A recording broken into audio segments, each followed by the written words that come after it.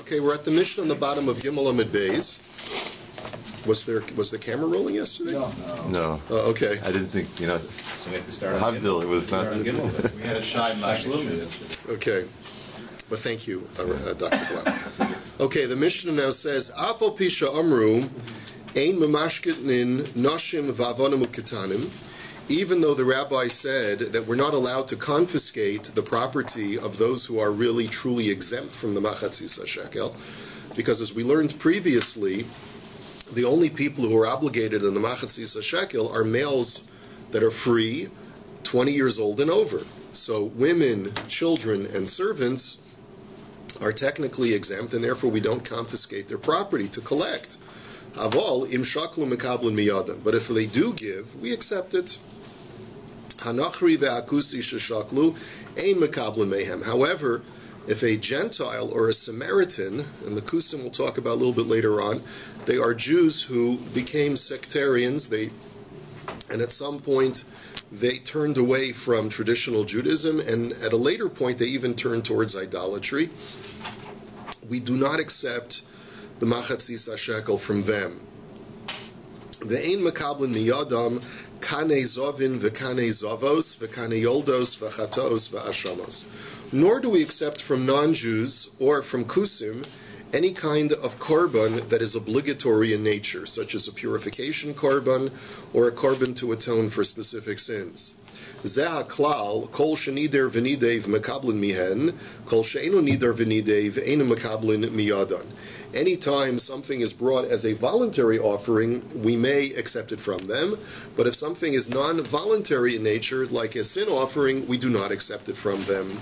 V'chein mifurash al yedei Ezra, and so it is explicitly stated through Ezra that lo lachem v'lanu livnos beis Elokeinu. That Ezra says to the Gentiles, he says, it is not for you and for us jointly to build the temple, but it is rather only for us. And therefore, if you'd like to bring a voluntary offering, you can, but don't think that you're a part of you have the same status as the rest of the Jewish people in the input into the temple. And we're going to analyze that further. Ve'elu shechayovin bekalbon. Now let's talk about this concept called a kalbon.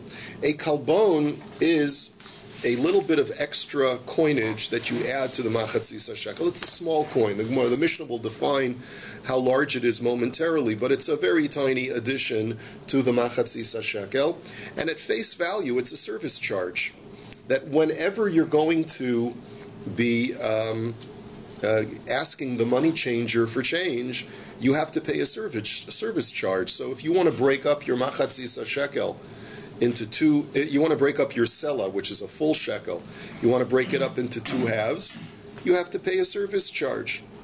Okay? Very simple. And that's the service charge is a kalbon. And who's obligated to pay the service charge? Leviim v'Yisraelim v'Gerim v'Avodim mishuchrarim. Anyone who's obligated in the machatzis shekel and wants the service of the temple money changers has to pay the service charge. And the people that we've just enumerated, a Levi, a Yisrael, a ger, a convert, and freed slaves who have a status of a full-fledged Jew.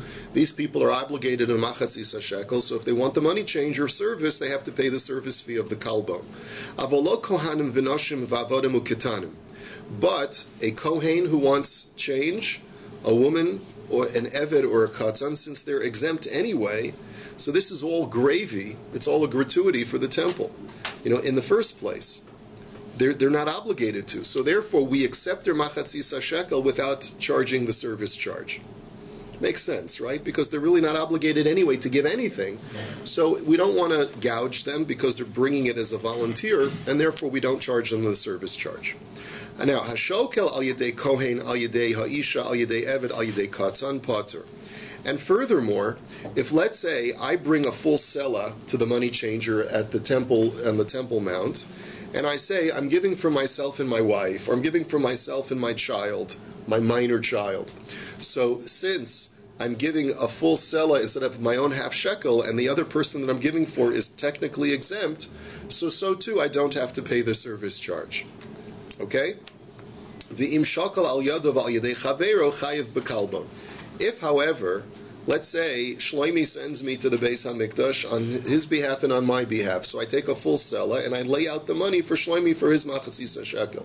And I say that this sela is both for myself and for my friend Shlomi, but I expect Shlomi to pay me back, as the Mishnah will say in just a moment. So then I do have to pay the kalbon. Then there is a service fee, because neither of us is giving the machatzis shekel as a generous donation, but rather because it's our obligation. So even if you're not splitting it up, you still have to pay the kalbon. Yeah, because ultimately, because you're just giving one coin. Ultimately, the temple treasury is going to split it up. In other words, I believe, and I could be mistaken, but I believe that the money changer is still going to change it and send it before it gets into the treasury. So there is a service charge.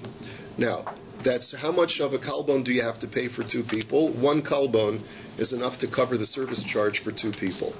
Rabbi Meir omer beis kalbonos, and Rabbi Meir disagrees. He says if two people are sharing one full sela and they want it to be split in two, each one of them has to pay a kalbon. So if I come and I bring my sela on behalf of myself and Shlomi, so I have to lay out two kalbonos, one for myself and one for Shlomi. Hanos sein sela v'notel shekel chayiv shnei kalbonos. And similarly, and the Gemara will explain whether this is according to only Rabbi Meir or according to the Chachamim as well, that let's say I'm coming on my behalf and I don't have any small monies. All I have is a sela. And I say to the money changer, I'd like change. So in that case also I have to lay out two kalbons. So when he gives me my change, he says, I'll give you your change of a half a shekel back, and I'll keep a half a shekel for the temple, but you have to pay two kalbons. And the Gemara will explain why. Hashokel al yad oni va'al yad shecheno va'al yad ben iro potter. If, however, I lay out the money for a poor person or just my friend or neighbor, and I'm doing it to him as a favor, it's not like I'm laying out the money for Shlomi and I expect him to pay me back. But Shlomi is my good friend, and I want to do him a favor. So I go up and I tell Shlomi, you stay home, I'll give it, it's my gift to you. So there is no service charge either. I guess because the temple wants to encourage gifts and generosity, and so therefore they don't charge a service charge in that situation as well. No HST today. No HST for gifts, I guess, right? They say there's no taxes, so it encourages people to go shopping. Oh, is it today? No, I'm saying that you see sometimes in sales, Right. in order not to give a tax. Right, in order to encourage people to lay out the money. Yeah. Right, exactly. The imhil van chayv, the only time that I have to lay out the kalbon for myself and for Shlomi is only when I lay out the money, but I expect them to pay me back. And that's consistent with what we started off the Mishnah. Ha'achin ha'shutvin shechayavin bekalbon peturin mi meiser behema, v'cheshchayavin b'meiser behema peturin min ha'kalbon. So we need to get a little bit complicated here for just a moment. There is something that happens when a man dies and he leaves two sons. His estate remains in his name until the two sons divvy up the estate. But as long as they haven't yet divided the estate remains under the title ownership of the decedent. Okay? Now, there's a halacha called Meiser Behema. Meiser Behema is such that I only have to tithe every 10th animal that passes through the rod, under my staff, under my rod. I only have to do that if the animal was born in my estate. But if I purchase animals that were born in someone else's estate, I'm pater from Meiser Behema. Furthermore, if I am a co-owner, if two shutfim own an animal, that animal is pater from Meiser Behema as well. Now, if the estate is intact, meaning the brothers have not yet divided the estate, so then these animals that are born on the estate are still chayiv in Meiser Behema. There's been no transfer of ownership. The title is still under the father, Avraham, and it hasn't yet been passed over to Yitzchak and Yishmael, let's say, right? And therefore it's still chayiv in Meiser Behema. However, since the estate is laying out the money for the machatzis shekel for the two sons, we view it as if the decedent Avraham is paying the machatzis shekel for his two sons. He's therefore gifting on behalf of others, and therefore the estate is exempt from the kalbon. So that's where we get this rule in the Mishnah that when the animals are subject to Meiser Behema because the estate is still under the father's name, so then there's going to be an exemption from kalbon for the sons. But when the estate has already been divided up, meaning that the two sons have basically said we're going to liquidate the singular entity of our father and divide it up into two different assets, one for you and one for me. So then these animals are no longer part of the original estate. They've transferred ownership, such that even if we recombine forces afterwards, we then say that we now have a partnership in a business that is a completely different entity from the ownership of our father. And therefore the animals will be pater from Meiser Behema. But if we jointly, my brother and I now give, if Yitzchak and Yishmael now give the machatzis shekel using a sela, we have to pay the kalbon. And thus you have the statement of our Mishnah. When there's an obligation for Meiser Behema, then there's exemption from the kalbon. When there's an exemption from Meiser Behema because they've divided up the estate and taken their father's name off title, so then there's an obligation for the kalbon because now we're giving it as two separate parties of our own. And then the Mishnah says, the kamahu kalbon, how much is this kalbon? Ma'akes, if it's a small little coin, Divrei Reb Meir, the chachamim omrim chatzi ma, it's a half of a ma, it's a different machlokas. Okay, separate machlokas. Now let's take a look at the Gemara. Afal pisha amru. So the first thing that the Gemara asks is, we have a little bit of a stira from the Reisha to the Seifa, going back to the first statement of the Mishnah. The Mishnah had said, Afal pisha amru ein mamashkenin, even though we don't confiscate from women and children and slaves. Now, when the Mishnah says we don't confiscate, what can we infer from there? That we should actively tell them, you guys should give. But if they refuse to give, we won't confiscate from them. So, holi tvoa, ein tovin. Hacha at omar tovin, vachat omar ein tovin.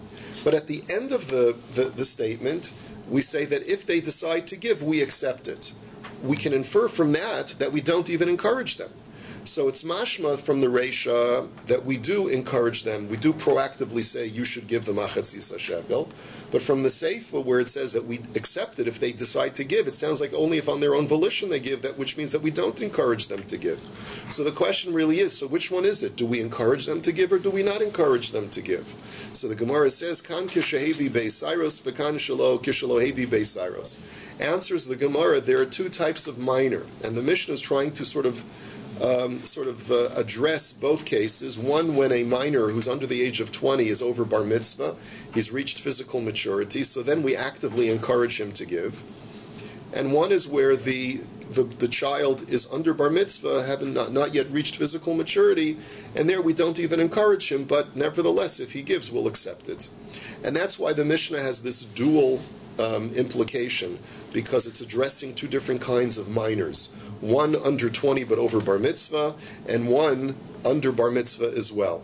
When he's between 13 and 20, we tell him you should give. But if he doesn't give, we don't confiscate. The one that's completely under bar mitzvah, we don't even say you should give. We just we don't do anything. Let him play with his marbles, and if he wants to give, he can give. Let's go weiter. Hanachri v'hakusei chulei. So we have a Gentile and a Kusi. Now remember, a Gentile is a non-Jew completely. A Kusi is a sectarian who the Kusiim historically were a nomadic tribe that came into the fold of the Jewish nation through bona fide conversion. Later, they sort of removed themselves. They became sectarians and rejected rabbinic tradition. And then even later, they started to get involved with idolatry. So you have different historical periods within the Gemara itself, which either identifies the Kusiim as full-fledged Jews or as not Jewish at all. So therefore, the Gemara says, Amar Rabbi Ba, Tiftar Kimanda Amar Kusi Kinachri. That it seems from our Mishnah that our Mishnah is dealing with a Kusi like a complete Gentile because we don't even accept their machatzis shekel if they want to give it. De Ispalgin, because there is such a machlokes. Kusi Kinachri Divrei Rabbi, that a Kusi has the din of a Gentile, that's according to Rabbi. And Rabbi Shimon Gamliel Omer Kusi Ki Yisrael L'chol Davar. And he says, at least L'chumra, that a Kusi has a din of a Yid. Amar Rebbe Lazar, Masnisin Benachrim Habakusim Lo. So Rebbe Lazar tries to answer the question, and he says, no, you can't necessarily prove that our Mishnah is going like Rebbe and not like Rav Shimon Gamliel, because really, the first part of our Mishnah is only talking about Nachrim, and you'd have to say that he has a slightly different girsa of our Mishnah.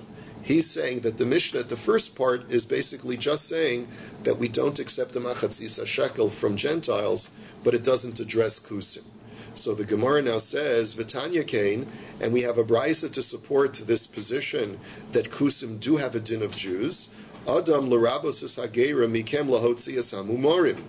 So, because the pasuk in Vayikra says, Adam ki akriv mikem korban l'Hashem, that if a person voluntarily wishes to give a korban to Hashem, the word Adam is a riboy, because it seems to imply all human beings, and that comes to include even a ger. A ger, a convert who wishes to bring a korban, we don't ask any questions. Whether you're still faithful to Judaism or not, we still allow you to bring a korban. But mikem, which is a miyut, from among you, implies that there's a limitation here. So what's the limitation? Lahotzias hamumarim. This comes to exclude natural-born Jews who have left the faith. If a person was born Jewish and he leaves the faith, so then we don't accept his korban. The only time that we accept a korban from a Jew who's left the faith is if he converted. So we see that kusim, who have a din of converts who have left the faith, their korban is accepted. And in the same vein, says the Gemara, we have something to prove Rabbi Lazar's contention, which is that we accept the machatzis shekel from kusim. Yeah. What is the definition of left the faith? How is that sort of determined? That's a good question. We probably won't go into it today, but it's basically he either rejects rabbinic tradition or he's no longer observant. He's publicly not observant. Right. So, Masnis and Pligi al Rabbi Lazar, but the Gemara now says, and yet it's very difficult to read. By the way, as you notice, sometimes I read a lot into the text, which is not there. And the reason is because we're dealing with Yerushalmi, okay? So you have to sort of kvetch a little bit sometimes. There's a lot of girsut problems with this particular passage. Masnisa pligi al Rabbi Elazar, and therefore seems that our Mishnah seems to disagree with Rabbi Elazar, because at the second part of our Mishnah it says, Ein makablin miyadam kane zavin v'zavos kane yoldos. That the second part of our Mishnah had said that we do not accept birds that are brought for the purification of a zav or a mitzora or a woman who's just given birth.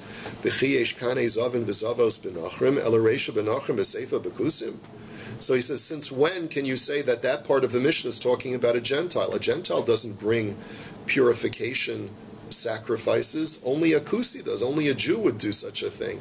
And so therefore, when the Mishnah says that we do not accept purification karbanos from them must be referring to Kusi. So according to the way that Rebbe Lazar is trying to read our Mishnah, he said that the first part of the Mishnah is exclusively Gentiles. We only do not accept the machatzis shekel from Gentiles, but we do accept it from Kusim. So it turns out that the way he wants to read the Mishnah, the first part of the Mishnah is Gentiles, and the second part, the subject is completely changed to Kusim. Is such a thing possible? So the Gemara answers, Kainhu, Reisha Menachem v'Seifa b'Kusim. Yes, according to Rebbe Lazar, the only way that it will make sense, according to him, is to say that the first part is Nachrim exclusively, and the Seifa is Kusim exclusively. Now, I just want to make an observation. This is the beauty of the difference between the Bavli and the Yerushalmi. Whenever we have such an assertion made, usually it's like Abaya will say, yeah, Taka, Reish is this and Seifa is this. And then Rava comes along and says, what are you talking about? How can you possibly suggest that the Mishnah changes subjects midstream? And he'll come up with another teretz. In the Yerushalmi, we don't have these kinds of oppositional debates between Abai and Rava.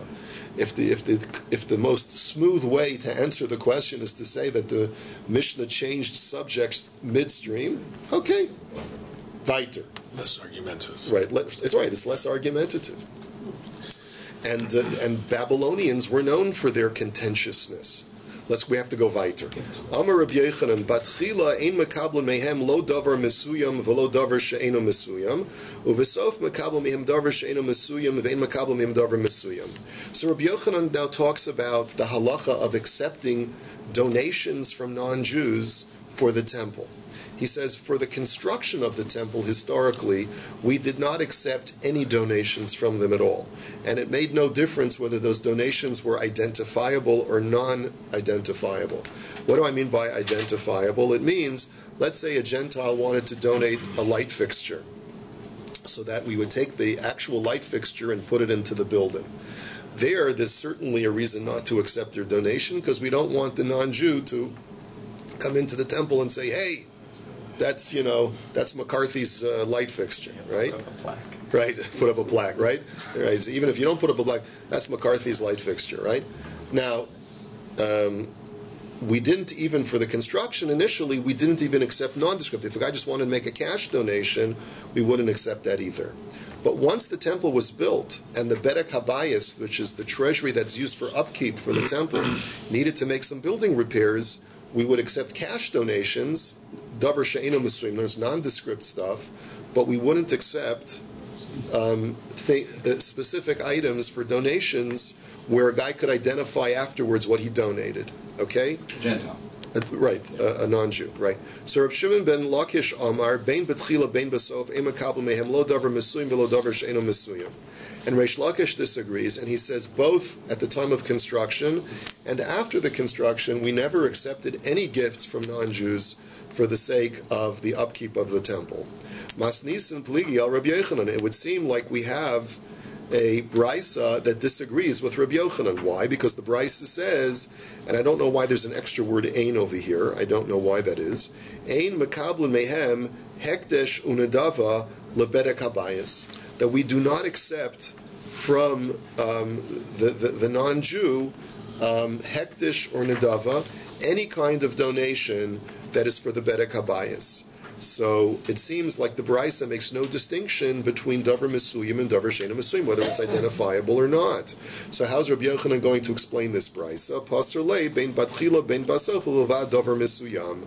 He'll tell you that Brisa is only talking about identifiable donations, a davar mesuyam. But it's not talking about a davar she'eino mesuyim, because a davar she'eino mesuyim we do accept from them once the temple has been built. We skip the parentheses. Reb Shimon ben Lakish Amar bein betchila bein basof ein makabel lo davar mesuyim v'chulei. Now let's look at Reish Lakish's position. He says, regardless of whether the temple is being built or was already built, we never accept any donations from Gentiles for the Bedek Habayis period. So Masnisa Pligi al Reb Shimon ben Lakish. It seems that a Brisa argues with Reish Lakish now. What's the Brisa? Detani hakol shavin shehinodrin v'nidorin. That everyone is equal. Jews and non-Jews alike are equal. That they can take a pledge and take a vow of pledging something to the temple, and also that they can be the subject of a pledge. Now, what it means that they can be subject of a pledge is I go over to a Gentile and I say, I hereby take a vow that I'm not going to eat until you bring a korban, until you bring a, right? That's the simple understanding of what nidarim means, that they become the subject of a pledge.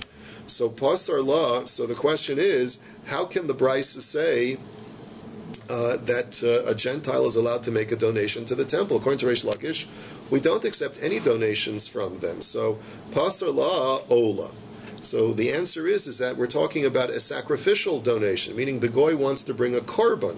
We're not talking about where he wants to donate something to the treasury for the upkeep of the temple. That we don't accept from him at all. Here we're just talking about if he wants to bring a korban. So the Gemara now says, Hanicha nodrin ola, but nidarin ola? The Gemara says, that I can understand if the Gentile is donating the korban. But how would a Gentile ever agree to be the subject of an ola where a Jew says to him, you now have to bring a korban? Why would a Gentile ever listen to that? That doesn't seem to make any sense. So Ela kish Amar Yisrael Harei Alai Ola v'Shama Nachri v'Amar Masha Amar Ze Alai. The answer is that the word nidarin means that a Jew makes a pledge and he says it loudly enough so that a non-Jew standing next to him hears him, and the Gentile says, ditto, I'm going to do the same thing. So that's what nidarim means. It means he did not initiate the pledge, but he sort of appends his pledge to a Jew's pledge, and that's what the word nidarim means in that context, in that brisa. So now the Gemara is meaning that the Jew says, I'm going to bring a korban, and the goy says, I'm going to bring a korban too. He's not bound by the goy. The goy is not bound by a neder. That's a good question. Is he bound by the neder or not? Halachically. That's not something that we're going to undertake now, but it seems like from the brisa over there that he's got to fulfill his pledge. I don't think that there would logically be a distinction between a Jew and a non-Jew as having to fulfill your word. Could you enforce it? You can't enforce it. That I know, I don't think you can enforce it, but at least if he were to ask us, am I obligated? We tell him, yeah, you're halachically obligated. I'm not sure. Ve'eno mevi imo nesachim umosar nesachim lo lichlei shares inun, so nimtza mevi davar mesuyam.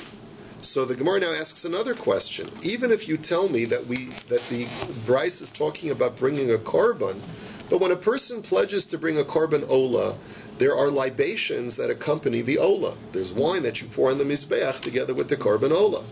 What happens when a person brings wine for his libations? There's invariably some excess of wine. What happens to that excess of wine? It's converted into cash to purchase instruments for the temple. That's the standard halacha, that all excess libation wine is converted into cash, and it's used to purchase instruments for the Bedek HaBayis. So you see that the goy, even if he is only pledging to bring a korban, indirectly is actually contributing to the Bedek HaBayis, and according to Reish Lakish, that should be illegal. So I guess you'd have to say he doesn't come in contact with it. He pays for it, but he doesn't come in direct contact with it. That's the way it would have to work. So the Gemara says, Nimtza mevi davar mesuyim. So it turns out that he's bringing a davar mesuyim, and not only is it a problem for Reish Lakish, but it's also a problem for Rabbi Yochanan, because if that's converted to purchase instruments, so the goy could say, my wine was used to purchase that instrument, that fork, that bowl for the Beis HaMikdash. So the Gemara now says, Heisiv Rabbi Yossi bar Rabbi Bon, the Hatanina ne'erachin ve'orchin, lo lebedek habayis inun. So he says, let me ask you a more basic question. There's a Mishnah in Erechin that says that a goy is allowed to say, Erechi alai, my value is hereby donated to the temple. Where do Erechin donations go to? They go to the Bedek HaBayis. So here you clearly see that a Gentile is allowed to donate to the Bedek HaBayis. So that's a much more basic challenge to both Rabbi Yochanan and Reish Lakish. How do you explain it? So the Heich Ma Da'at Amar Taman. So just like you say over there to answer it, La Shamayim Hu Miskavein Ume'elein Eiboyin LeBedek HaBayis. Kenat Omer Afhacha La Shamayim Hu Miskavein Ume'eleihen Heiboyin LeBedek HaBayis. The answer is that the reason why it's not a problem, neither according to Rabbi Yochanan nor according to Reish Lakish, is because when the Gentile is making his donation, he's not thinking about the Bedek HaBayis in particular. He's thinking, I want to donate something to God. Okay? And by saying, I want to donate something to God, we take his donation and we allot it to the particular treasury or fund that it's supposed to go to.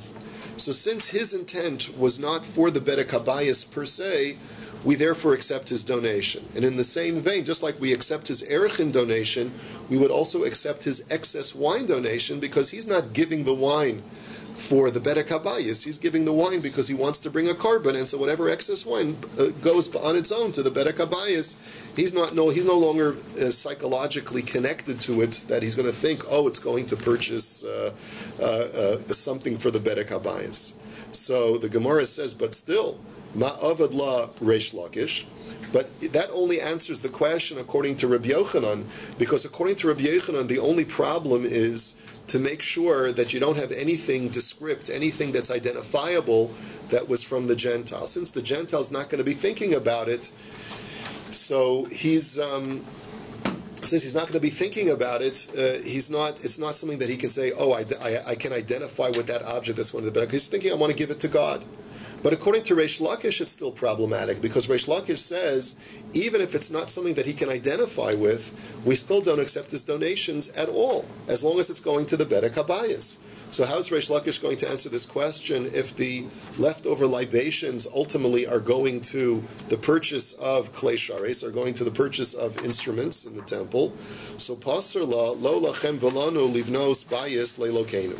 So the Korban Ha'ida says that what we're bringing from this pasuk is as follows: that the only thing that we see from this pasuk in Nehemiah is a prohibition for a non-Jew to partake of the actual construction of the edifice of the temple. But if it's not for the edifice itself, either for its construction or for its upkeep, but rather for accoutrements that are used within the temple, such as the klei shares, the instruments that are used inside the temple, that we do accept from non-Jews. The only thing that's, whether it's descript or nondescript, according to Reish Lakish, that we don't accept are things that are going to be affixed to the actual edifice. Okay, and that's based on this pasuk, which says that it's not for you and for us to build the house of our Lord. So it's specifically the edifice itself. So Reb Chizkiya Amar Reb Simon Sha'al Me'ata Imekabel Mehem La'amas Hamayim V'Lochamos Ha'iru Migdaloseha Al Shem V'Lachem Ein Chelek. He says, he asks, but it sounds like his asking is sort of coming up with a conclusion. He says, the pasuk also says that it's not for you and for us not only to build the house of God, but also to build the city of Zion and Jerusalem. So according to that pasuk that you've just cited, it would logically follow that not only do we not accept donations from non-Jews to fortify the edifice of the temple, but we also would not accept donations from them to fortify the city of Jerusalem in any way, either the walls of the city or the streets or anything, or the aqueducts and so forth. Okay, so there's a lot of problems with the girsa over here, so we're going to skip all of the parentheses and I'll fill in the blanks orally, okay, based on the way that the Meforshim learn. We're skipping the parentheses and it says, Masnisa de Reb Meir, de Amar Reb Meir, Kishem Sheshiklo Torah, Kach Kilbono Torah. Now, there's a brisa that goes according to Reb Meir. Now, this brisa seems to indicate, just like our Mishnah did, that when two guys bring their full sela to the temple, say that this sela counts for both of us, the fee, the service charge is two kalbones. And Reb Meir seems to be learning that it's irrelevant whether you need the services of the money changer or not. Even if you're bringing a half shekel coin, you still have to pay the kalbon. So it's not so much a service charge as a supplementation to the machatzis shekel to get to where you need to get in order to fulfill your obligation. I'm going to explain this more carefully in just a moment. Kesava Reb Meir benosein shiklo shalem shehu chayev bekelbon. And Reb Meir is of the opinion, therefore, that even if you bring your full machatzis shekel coin, you still have to pay the kalbon, not as a service fee for the money changer, but for the following reason: the Amar Rebbe Meir kemin matbeya shel eish hotzi hakadosh baruch hu mitachas kisei kivodo vehereu l'Moshe v'amar lo zeyitnu kazeyitnu. So the Torah says that when God first introduces this halacha of machatzis shekel, it says zeh yitanu. This is what they should give. The word zeh means that God pointed to an illustration of fire in Shamayim of what the machatzis shekel looks like. So the Korban Ha'eda learns a beautiful pshat. He says like this: when God showed Moshe a matbeya shel eish, what he was really explaining to him is that the coin that they give has to be a pristine machatzis shekel. It has to be completely unadulterated and pure, just like fire is completely pure and unadulterated. And if that's the case, it is impossible for any human manufactured machatzis shekel to be truly pure of any dross and completely unadulterated. And as a result, when I bring my machatzis shekel, I have to supplement it with a kalbon as a way of supplementing whatever dross was left in the silver of the machatzis shekel coin. That's the way Reb Meir understands what we learned from the matbeya shel eish. Okay, is that clear? I hope I've made myself clear. So the Gemara says that basically that's why Reb Meir says that it makes no difference whether you're giving a sela that you want to be broken up by the money changer, or whether you want to bring just a plain machatzis shekel. According to Reb Meir, you always have to pay, per person, you always have to pay an additional kalbon. So, nasan sela, so then now let's go back to our Mishnah. Nasan sela litol shekel, chayev shnei kolbonos. Now, when we go to the next line of our Mishnah, it says that if a person is coming on his own, just for himself, and he brings a full sela and he wants to get a half shekel to go to the temple, and he wants to pull back a half shekel as change, he has to pay 2 kalbons. Amar Rebbe Lazar de Reb Meir he. So Rebbe Lazar seems to say, well, this is just like Reb Meir, who says that just like when 2 people, each one has to pay a kalbon, so too, there's always a 2 kalbon fee whenever you want to extract the services of the money changer, but that goes only according to Rebbe Meir. And Detanya, Elu Chayavin Bekalban, Chuli Kalban Echad, the Reb Meir Omer Beis Kalbonos. Because Reb Meir is the one who says that the service fee is 2 kalbons, and the Chachamim say that it's only 1 kalbon. So if it's only 1 kalbon when 2 people give, then Reb Elazar assumes that it will be also only 1 kalbon when 1 person is giving. However, Va'amar Rav Divrei HaKolhi, but Rav disagrees. Rav says that no, this halacha, that when I come by myself I have to pay 2 kalbons, that goes even according to the Chachamim. Why? Because the Amar Rebbe Meir, Echad shekel shu nosein, ve'echad shekel shu notel, ve'echad l'divrei Torah. Because according to Rebbe Meir, the reason why you have to pay you have to pay a kalbon is, one is to supplement the dross that's in the silver machatzis shekel that's made by human beings, but there's another 2 kalbons that you have to pay. One is, and you're paying a double service charge because the shulchani, the money changer, is providing a double service to you. You see, when you're giving a half shekel to the temple and you're giving another half shekel to the temple, so we give you a discount on the service charge. He's breaking it up into 2 half shekels, but since both of them are going to the temple, we let you only pay 1 kalbon. But if you're giving only 1 half shekel to the temple and you're keeping back a half shekel for yourself, so then we charge you a double service charge. One is to break up the machatzis shekel for the temple, and the other one is to break up the machatzis shekel for you to take back for yourself. So that would go even according to the Tana Kama. But one second. According to what we're suggesting now, so then only according to the Chachamim do you have to pay 2 kalbons. But how many kalbons would you have to pay according to Reb Meir? 3 kalbons, because according to Reb Meir, the purpose for the additional kalbon is because you have to supplement the dross that's in the machatzis shekel. So therefore, the Gemara's conclusion therefore is that al daite derav gimel kalbonos inun. So then it turns out that according to Rebbe Meir, you'd have to pay 3 kalbonos when you go to a money changer for yourself only, asking for a half a shekel change. One is for the service charge of turning the 1 half a shekel for the temple. One is the service charge for getting a half shekel for yourself. And the third kalbon is to supplement the dross in your machatzis shekel. Asa Reb Yirmiyah Reb Shmuel bar Rav Yitzchak b'shem Rav shlosha kalbonos inun echad shekel shehu nosein ve'echad shekel shehu notel ve'echad lidvar Torah. And that's taka how the other Amoraim learn it, that according to Reb Meir, you don't pay 2 shekels when you change your sela into a machatzis shekel, 1 for the temple and 1 for yourself, but you have to pay 3 kalbons according to Reb Meir, because that additional kalbon is to supplement the dross that's in your coin. Let me just finish off. Ha'achin ve'ashutvin shechayavin bekalbon u'peturin mimaiser behema keshecholku v'chazu v'nishtatfu shechayavin b'maiser behema peturin min ha'kalbon b'shelo cholku. So the Gemara now says what I had spoken out in the Mishnah.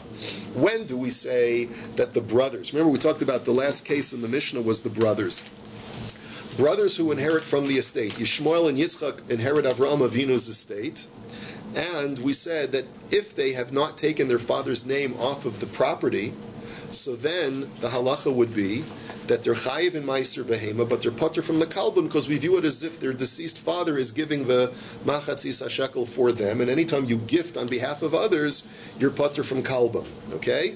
But when they've already divided the estate and basically split everything up, even if afterwards they recombine and become partners in an estate, we view this as a reconstituted estate that's not from their original father, but now their names are on the title.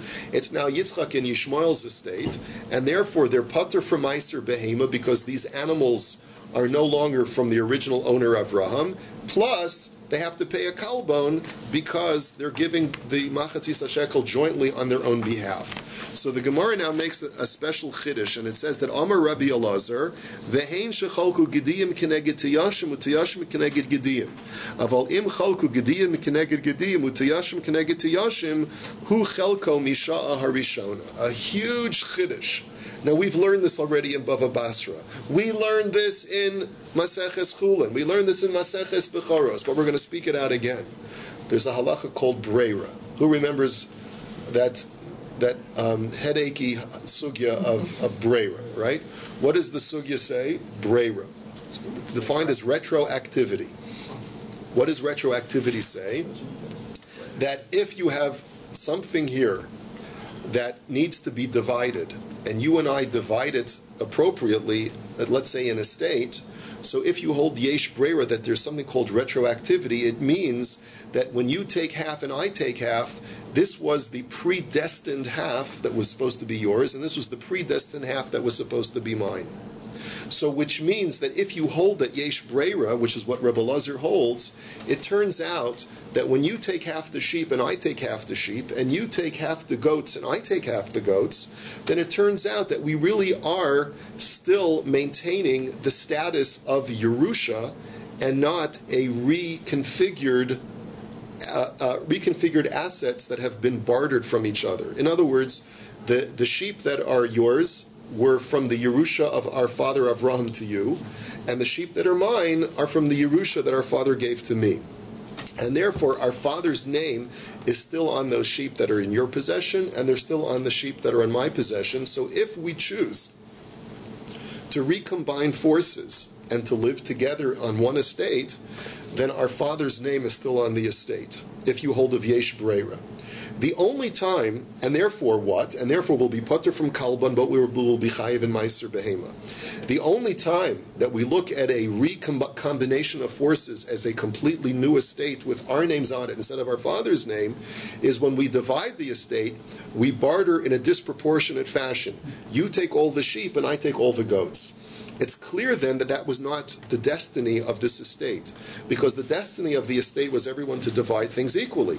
But if you take all the sheep and I take all the goats, it means that we've bartered with each other, and therefore what you have is now your property, and what I have is now my property. It's our father's name has been erased from the title, and therefore if we choose to recombine forces, the title on the estate now is Yishmael and Yitzchak, or Yitzchak and Yishmael, and is no longer Avram Avinu. And therefore, only when we divide and recombine in a way that is not exactly equal, do we say that that when we recombine, we're pater from Meiser Behema, but we're chayiv in kalba. That's according to Rabbi Elazar, who holds of brera. But Amar Rabbi Yochanan, no. Afilu chalku gediyim neged gediyim utiyashim neged tiyashim kilakuchos hein upeturin min hamaiser. He disagrees and he says, no, even if we divide it equally, I don't hold of brera. There's no such thing as a retroactive estate, a retroactive Yerusha that retains our father's name on the title just because it was predestined to happen this way. No. When you take half the sheep and I take half the sheep, it means that we've liquidated the estate and taken our father's name off it immediately. There's no such thing as it was predestined that way, that retroactively this is the way that it was supposed to be. And therefore, since there's no brera, as soon as you take your half and I take my half, even if we choose to recombine, the name on the estate is still Yitzchak and Yishmael and it's no longer Avraham, and therefore we're pater from Meiser Behema, but we're chayiv in kalba. And it's no different from the standard rule of the brisa that we have elsewhere, that halakuach b'shenitin lo b'matana patur mimaiser behema. Anything which is purchased, if an animal is purchased or given as a gift, then it no longer is chayiv in meiser behema because it's not in the possession of the original owner where the animal was born. And so too here, our father Avraham is no longer, his name is no longer on the estate. It's Yishmael and Yitzchak's animals, and therefore it's patur from meiser behema. And this is where we'll hold it for today.